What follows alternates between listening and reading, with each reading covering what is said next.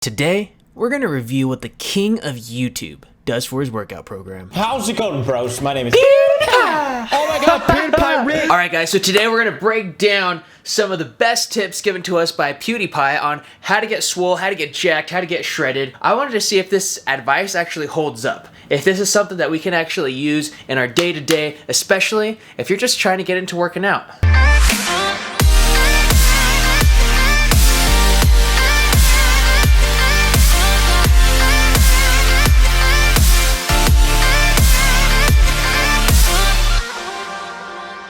Here's my gym setup. Egger spots me. Thank you very much for doing that. Okay, so first thing that I see with his gym setup, like honestly, this is the bare minimum of what you need. I love how Pewdiepie does this. That's so awesome. All you really need is an adjustable bench and then a pair of dumbbells. However, let me go back a few frames here. And here's my gym setup. Okay, pause right there. So if you guys notice, he has power blocks. Now, I do enjoy power blocks. They're really awesome. They're essentially adjustable dumbbells. However, the issue with them is that they're kind of boxy. So when you put your wrist into them, you can't really have much wrist motion because there's two bars on each side. So I actually prefer using the Bowflex adjustable dumbbells because they actually feel more like dumbbells. You can grab them, and when you move your wrist around, you don't bump them into the wall of the I don't know what to call them, of the power brick. There, let's call it that. Click on 130, bam, lift up, ready to go. And that's why I have this wrist protection, because it hits my wrist sometimes. And see, there it is. In 2016, I had never been to a gym before in my entire life, and I didn't know anything. I didn't know how to properly squat. I didn't know what reps meant. I didn't know what sets meant. But I wanted to try and get in shape, in better shape at least. I love this because that is the start of everybody. When everyone starts going to the gym, people are saying like, oh, you're going to do a 3x10 or 3 sets of 10, and they're all like, what's that? With reps and sets, a repetition is one full range of motion. So like if I'm doing a bicep curl, I'll go up and back down. That's one rep. Now, if I want to do 10 of those within a set, then I'm going to do one set of 10, and then I'm going to rest. After I do that, then I can go ahead and say like, hey, what's 3 sets of 10? That's just going to be, okay, 3 sets of 10 repetitions. So I'm going to do 10, rest, do 10, rest, 10 again, and that's going to be 3 sets of 10 for you. So I kind of forced myself to go to a gym. I was terrified. I had no idea what to expect, and it was just the overconfidence in me just said, okay, you just go in there and just, how hard can it be? You just put up and down weights. Anyone can do that. Don't be me, basically what I'm saying. If you've never been to a gym before, ask a friend to introduce you, or even better, ask one of the personal trainers at the gym. There'll definitely be one, and they'll help you out. Okay, that is so key. Oh my gosh, this is already starting off really strong. So PewDiePie's giving some gold advice right here, especially when you're first getting started in the gym. And I still see a lot of people making this rookie mistake, is they go to the gym thinking that the gym is all about moving the weight from point A to point B, and that's it. Make sure that you're actually focusing on contracting the right muscles during the right movements. Educate yourself a little bit more. Something that I personally like to use is the Strength Training Anatomy book by Friedrich, whatever his name is.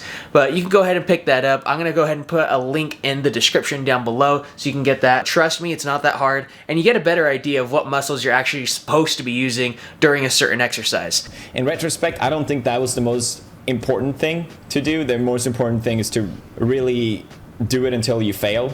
Like you can't push any longer. That should be the goal instead, but it worked out for me.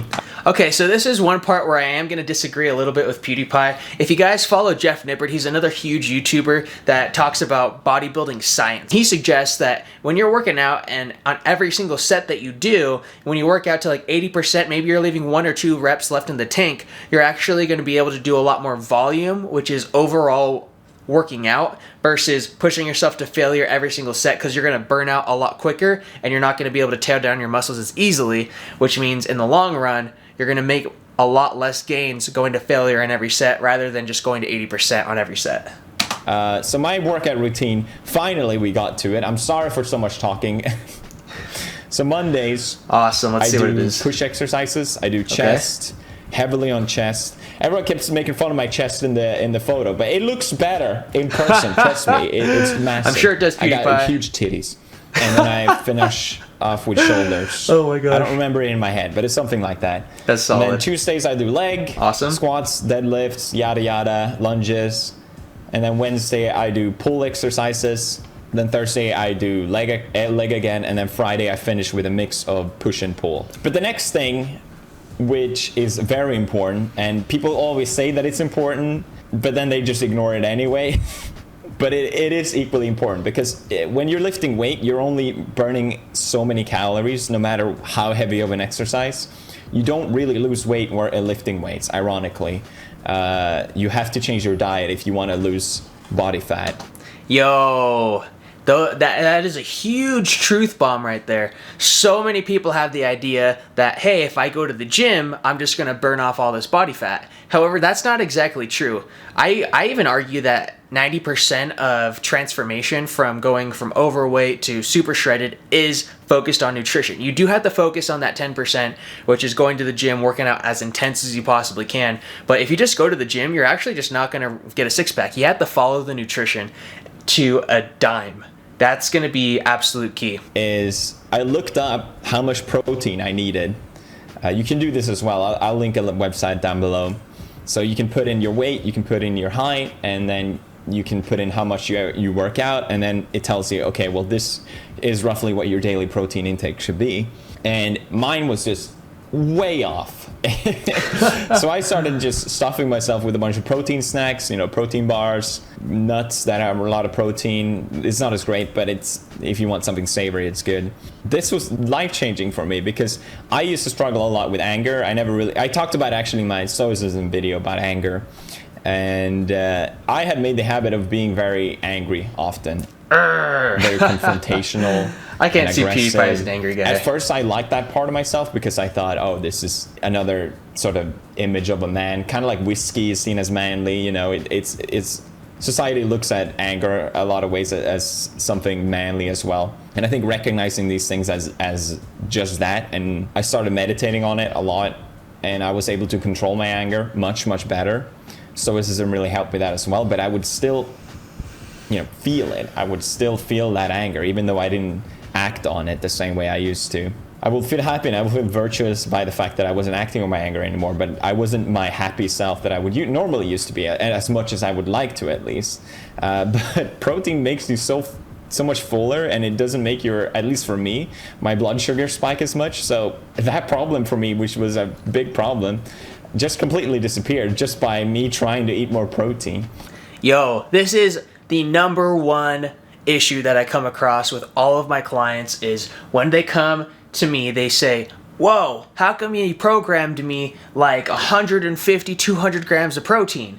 And they think that it's just too much protein. In reality, studies have shown that 0.8 grams of protein per kilogram of body weight is the bare minimum that you're going to need so that you don't have a protein deficiency. Last thing, working out will not solve all your problems. It will not fix any sort of issues. There's obviously many reasons to work out that are very positive. You'll look better.